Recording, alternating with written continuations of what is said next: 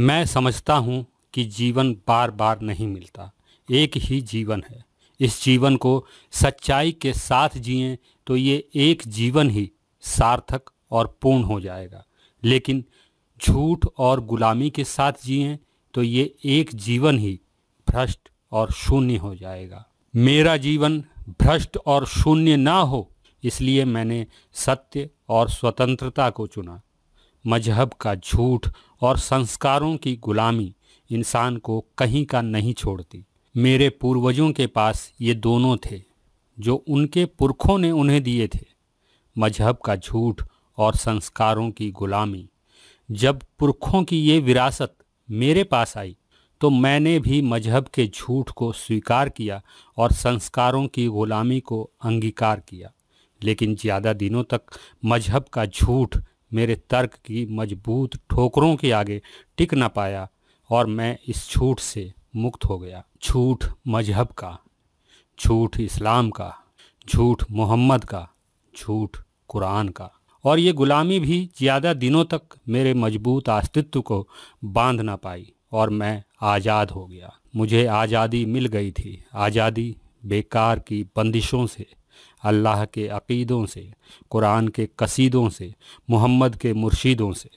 ये सत्य और ये आज़ादी मेरी जिद थी, इसलिए ये मेरी बड़ी जीत थी। अब मैं मुसलमान तो नहीं था, किसी और मजहब का गुलाम भी नहीं था। मैं अपने सत्य की राह पर था और अपनी आज़ादी के उत्साह में था। इसी उत्साह में मैंने इस्लाम से दूर होने की हिदायतें देनी शुरू कर दी और इंसानियत पर चलने की दावतें देनी शुरू कर दी। लेकिन कुछ ही समय में मुझे आभास हुआ कि मैं जिस समाज का हिस्सा हूँ वो झूठ और गुलामी में जीने वाली भीड़ से ज़्यादा और कुछ नहीं है, और ऐसे समाज में सत्य और आज़ादी के लिए कोई स्थान नहीं है। मैं झूठ और गुलामी से सजग हो चुका था, इसलिए इस भीड़ से अलग हो चुका था। लेकिन जल्द ही मुझे आभास हुआ कि मैं फंस चुका था। मैं फंस चुका था सत्य और असत्य के बीच। मैं फंस चुका था समाज और स्वयं के बीच।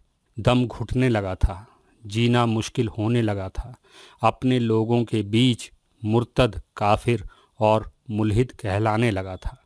एक ओर सत्य और आज़ादी के साथ खड़ा अकेला मैं, दूसरी ओर झूठ और गुलामी के साथ खड़ा मेरा समाज। मुझे दिल की आवाज़ को सुनना था, स्वयं और समाज में से किसी एक को चुनना था। मैंने दिल की आवाज़ को सुना और स्वयं को चुना। समाज और समाज की कानाफूसी, इस्लाम और इस्लाम की दकियानूसी। ना जाने कितने रूठ गए मुझसे, कोई साथ ना रहा, सब छूट गए मुझसे। अब था तो बस मैं, भीड़ के बीच अकेला।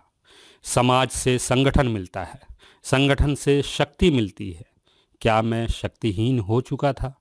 अब ना मेरे पास कोई समाज था और ना कोई संगठन, लेकिन मैं शक्तिहीन तो नहीं था।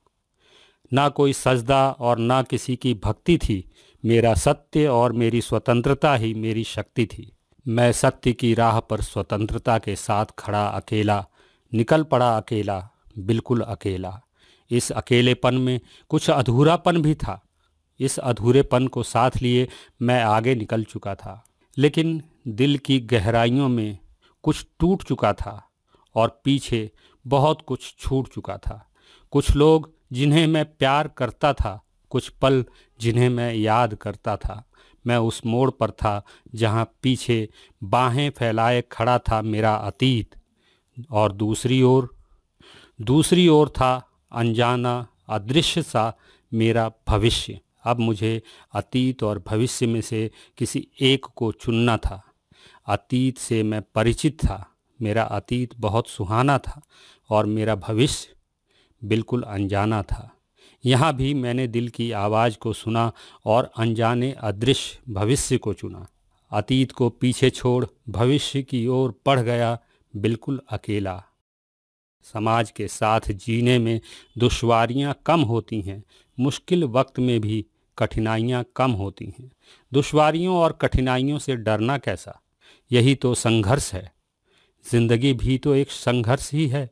असत्य सत्य और परतंत्रता पर आधारित अतीत के साथ जीने से कहीं बेहतर है अपने लिए अपनी मर्जी का भविष्य चुनना, वो चाहे अदृश्य और अबूझ ही क्यों ना हो। जिंदगी के इस मोड़ पर मेरे लिए सबसे बड़ा प्रश्न ये था कि अगर मैं कठिनाइयों से डर कर हार मान जाता, तब मैं अपनी पीढ़ियों को क्या दे जाता, झूठ और गुलामी के सिवा। इसलिए मैं समाज को, अपनों को और यादों को पीछे छोड़ अकेला ही निकल पड़ा हूँ। संघर्षों के कठिन दौर से गुजर रहा हूँ। पीछे मुड़कर देखता हूँ तो लगता है मेरे पास कुछ नहीं है, ना अतीत, ना अपने, ना मजहब और ना ही वो लोग जिन्हें मैं प्यार करता था। लेकिन मैं अपने वर्तमान को देखता हूँ तो लगता है मेरे पास बहुत कुछ है। सत्य, स्वतंत्रता, सपने, संघर्ष और मैं स्वयं। मैं समझता हूँ कि जीवन बार बार नहीं मिलता, एक ही जीवन है। इस जीवन को सच्चाई के साथ जिए तो ये एक जीवन ही सार्थक और पूर्ण हो जाएगा। झूठ और गुलामी के साथ जिए तो ये एक जीवन ही भ्रष्ट और शून्य हो जाएगा। मेरा जीवन भ्रष्ट और शून्य ना हो, इसलिए मैंने सत्य और स्वतंत्रता को चुना। इसलिए मैंने सत्य और स्वतंत्रता को चुना।